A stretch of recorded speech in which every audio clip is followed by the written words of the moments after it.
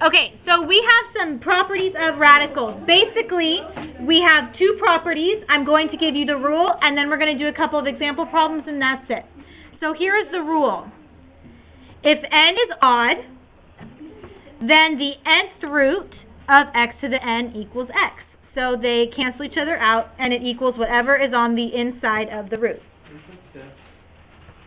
So, for example, if I'm taking the cube root of 2 cubed. So the cube root of 2 cubed is equal to the cube root of 2 times 2 times 2. So my answer is just 2.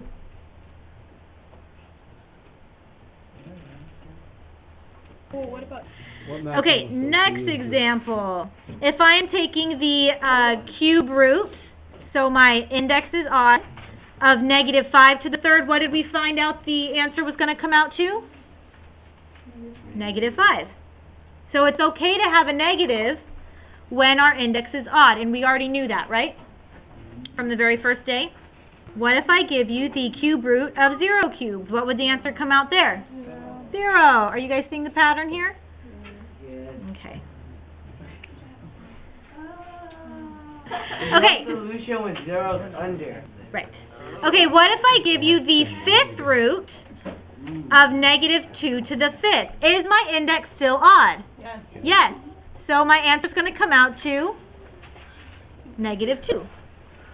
Now, obviously, not all of the problems are going to already be broken down like this. But if you can rewrite it in terms of a number to that root, it's going to come out to that number. What if it... Last example like this, what if there's an expression on the inside? So I'm giving you the 11th root of 4 minus x to the 11th. What would my answer come out to? 4x minus 7. Did I say 4 minus x? Yeah. 4x minus 7, that's what I meant. So the answer just comes out to what's on the inside.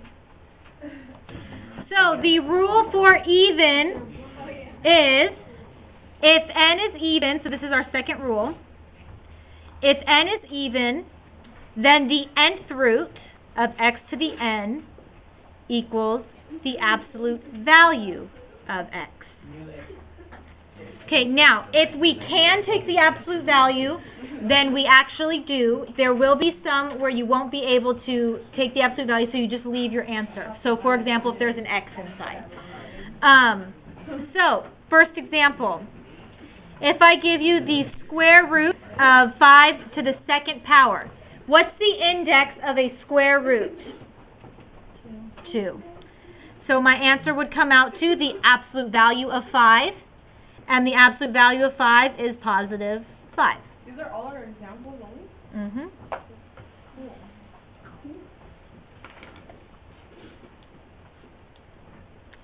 Second example, square root of negative 7 squared. My index of a square root is still 2. So my answer is the absolute value of what's inside. So the absolute value of negative 7, which comes out to positive 7. Okay. What about 0? Can I take the square root of 0? Yes. Square root of 0 squared is the absolute value of 0, which gives me 0. Okay, example 4. The fourth root of 9 to the fourth. Is my index even? No, we got a problem. Wait, what's my index? 3. It's a fourth root. My index is even. So my answer is the absolute value of 9, because that was what was on the inside. So my answer comes out to positive 9. Next one. The fourth root of negative 10 to the fourth. My index is 4, which is even. So my answer comes out to the absolute value of negative 10, which is positive 10. So if you can take the absolute value, go ahead and do it. Next one like this, and then one more. 6th root of negative 2 to the 6th. Is my index even? Yes, it is 6. So my answer is the absolute value of negative 2, which is positive 2.